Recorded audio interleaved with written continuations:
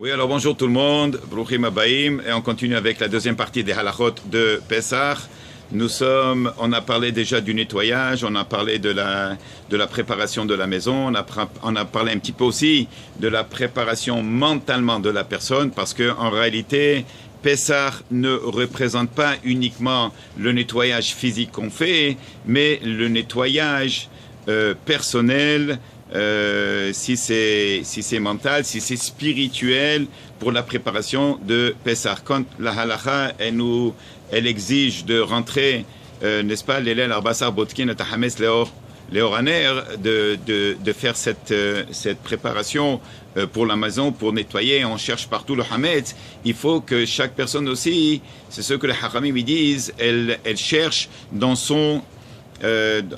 sa personne même les choses qu'il faut s'en débarrasser. Parfois, il y a des midot, ce qu'on appelle des traits caractéristiques qui sont pas trop nécessaires de les garder, qu'il faut s'en débarrasser avec le hametz. Il y a même une ségoula qu'on dit que le lendemain, n'est-ce pas, comme cette année, ça va être vendredi matin quand on va brûler le hametz, alors il y a une ségoula qui dit une personne, du moment où est-ce qu'elle prend le hametz, elle le jette dans le feu, et elle va faire kol hamira des kabirchouti, des haziti, de la haziti, c'est la prière qu'on fait pour brûler le hametz. Là-bas même, il peut rester devant le feu, il peut prier Hachem qu'il brûle avec le hametz une mida ra'a. Une mida, ça veut dire un trait caractéristique que la personne est là et qu'il espère s'en débarrasser. Si par exemple une personne, elle a beaucoup de colère, n'est-ce pas? Alors il peut prier à Kadosh Baruch Hu à l'aider pour s'en débarrasser. Parfois c'est la parole, parfois c'est à des choses, parfois c'est un excès que par exemple la femme, je sais que une personne est venue me voir et me dit regarde, mon mari, il boit trop, il boit beaucoup. Ça va, Shabbat, on comprend, il y a le kiddush, il y a les invités, alors on peut prendre un petit verre, mais tous les soirs, et une personne qui aime sa femme et qui aimerait lui faire plaisir, parce qu'en réalité, il dit Rambam dans la halachot pour les mariés, un homme pour avoir son shlom bayit, alors elle, la femme, elle doit faire le plaisir de son mari et le mari devrait faire le plaisir de sa femme. Donc s'il y a une midara, s'il y a quelque chose qui dérange le couple, n'est-ce pas, ce qu'on appelle le shlom bayit, pour s'en débarrasser, c'est le moment propice de le faire quand on brûle le hametz. On prie à Kadosh Baruch Hu, à notre propre langage. Maintenant, ce qu'on va parler, en réalité, on aimerait discuter les quantités requises dans un temps requis. Ça veut dire quoi? Vous savez, heureusement, je dirais, ou bien malheureusement, les gens, ils ont pris l'habitude.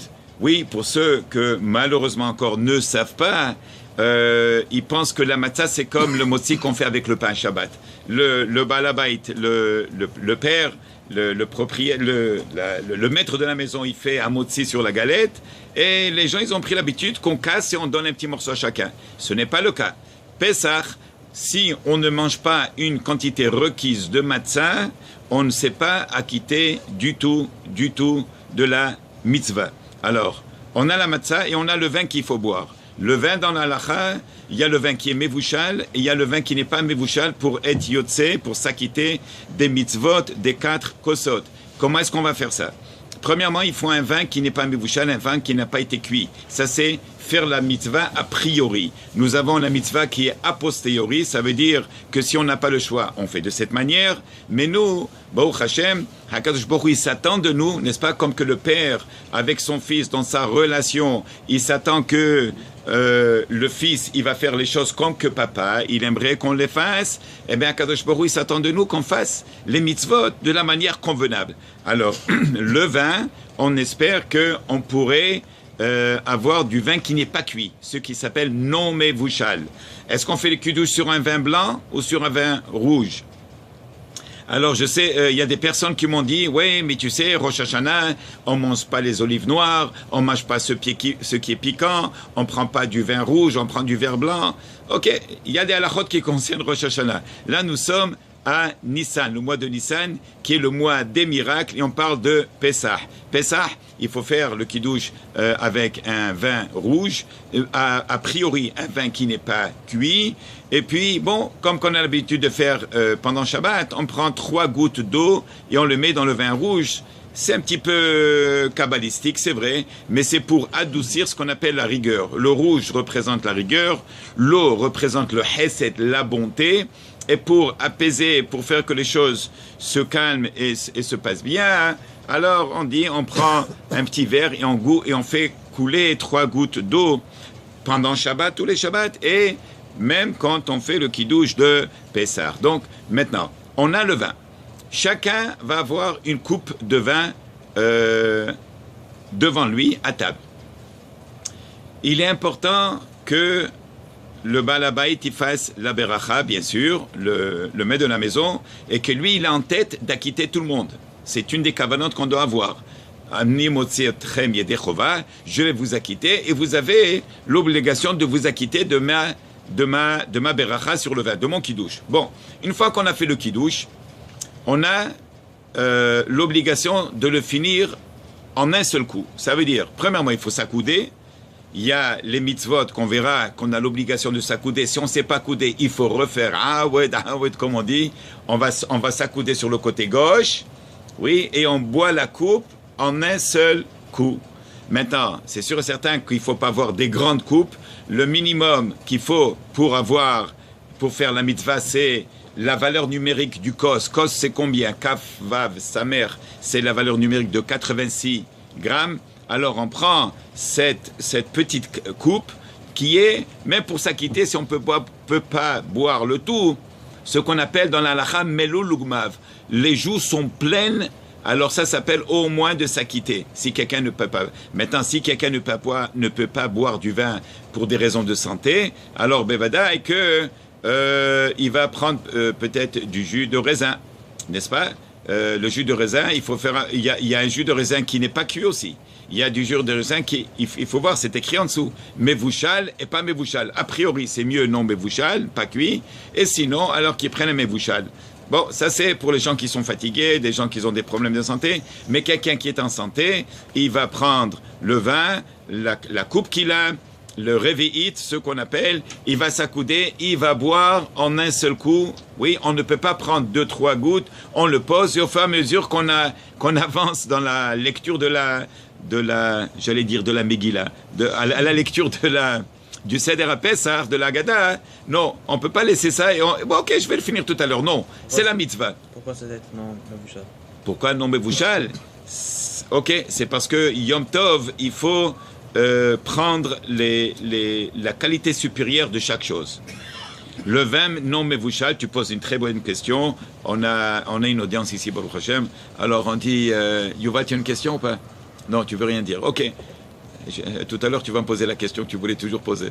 Alors on dit ici, Pessah, il faut sortir la belle vaisselle. Pessah, on va acheter un beau costume. Pessah, on va prendre le meilleur vin. Pessah, on va faire la meilleure viande. Pessah, on va faire tout ce qu'il y a de mieux. Parce qu'en réalité, Pessah, vous savez que Pessah, c'est le 15 de Nissan. Nissan, on a mentionné déjà Shabbat à la synagogue, on a dit, si vous voyez le premier Rashi dans Bereshit, quand on commence avec Bereshit, la création du monde, là-bas, il dit Rashi, Lo haya tzarich latrid et Torah, ela ma'chodesh hazeh ulachem urosh chodashim.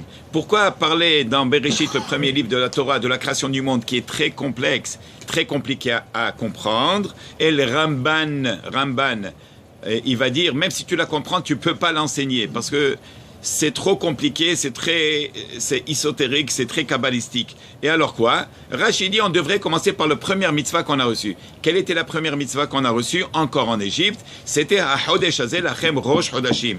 HaChodesh Hazeh, quel Chodesh Hazeh, Mazeh Hazeh, ce mois que vous êtes sortis d'Égypte, c'est le premier mois de l'année. Alors on revient au concept de Rosh Hashanah, des mois. Bon, pas du jugement. Le premier mois de tous les mois, c'est Nissan. Et étant donné que c'est un mois qui a eu beaucoup de mérites, de miracles, et peut-être qu'on mérite des miracles, alors c'est bien de prier. C'est pour ça qu'on a dit tout à l'heure que quand on brûle le Hametz, on peut prier. C'est un moment très propice, qui est bon. Alors voilà que Nissan, c'est un mois qui est bichla, qui est très spécial. Non seulement à cause des miracles qu'on a eus. Mais la Gemara, elle dit Benissan Nigalu ou Benissan Atidin Ligael. Ils sont sortis de l'esclavage. C'était le mois de Nissan. Et bien, même quand Mashiach viendra, Bimhera Biamenu, Bezrat Hashem, ça va être le mois de Nissan qui est un mois propice à la Géoula. Alors maintenant, la question, pourquoi ce vin qui n'est pas Mevouchal? Parce qu'il est de qualité supérieure. Et Pessah, c'est une des explications. On prend tout ce qui est beau, tout ce qui est meilleur pour fêter bien la fête convenablement. On revient à la quantité. Alors le vin à coudé, combien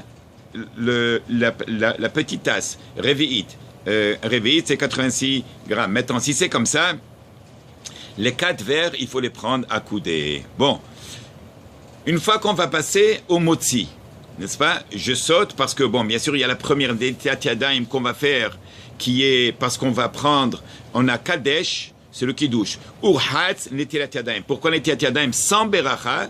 Parce qu'on va prendre un légume qui est dans un liquide.